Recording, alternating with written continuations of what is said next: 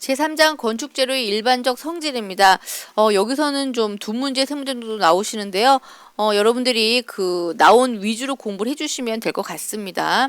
자, 우선 탄성 같은 경우는 시험에 자주 나왔어요. 10년도, 8년도 여러 번 나왔었는데 탄성 같은 경우는 재료에 외력이 가해서 순간적으로 변형이 생기지만 우리가 그 힘을 딱 제거하면 다시 원래대로 돌아가는 성질, 고무줄을 생각하시면 돼요. 그 탄성은 고무줄하고 같은 성격이다. 여러분들이 알아두시면 되고, 소송 같은 경우는 자, 재료에 어떤 힘을 가했어요. 그래서 외력을 가해서 외력이 증가돼서 변형이 됐지만 그 외력을 제거해도 그 변형이 다시 원래대로 돌아가지 않는 거. 그러니까 여러분 뭘 생각하시면 되냐면 찰흙을 생각하시면 돼요.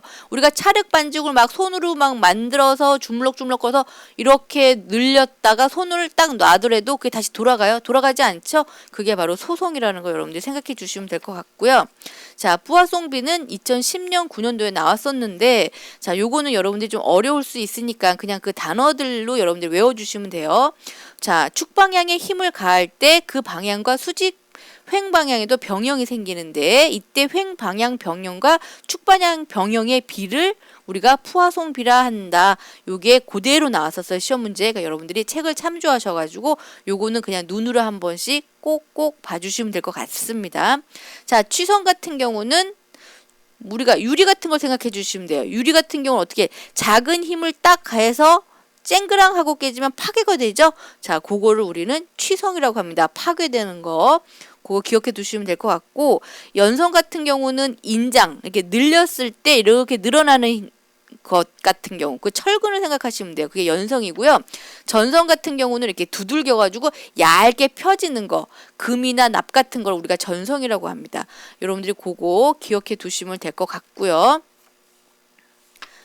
자, 그 다음에 물리적 성질을 한번 보도록 할게요. 물리적 성질 중에서는 우리가 연화점 같은 경우, 연화점은 보통 유리 연화점 740이라는 거. 그러니까 우리가 열을 가했을 때 액체로 변한 상태에 도달하는 온도를 말하거든요. 그리고 칼라 유리는 1000도라는 요게 나왔었으니까 여러분들이 한 번씩 봐주시면 되고, 그 다음에 인화점은 우리가 그 목재가 막 뜨거운 열을 가하면 불은 나지 않았는데 연기만 막 나서 가스가 발생할 때 있죠.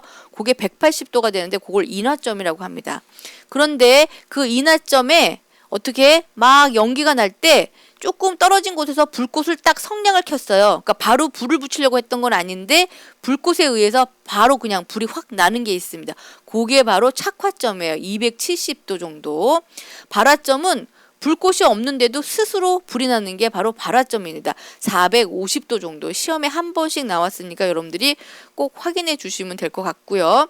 자, 핵심 문제 보도록 하겠습니다. 건축 재료의 성질에 관한 용어로서 어떤 재료에 외력을 가했을 때 작은 번영만 나타나도 곧 파괴되는 성질. 뭐다? 우리 취성이라고 그랬죠? 4회 정도 출제가 됐었네요.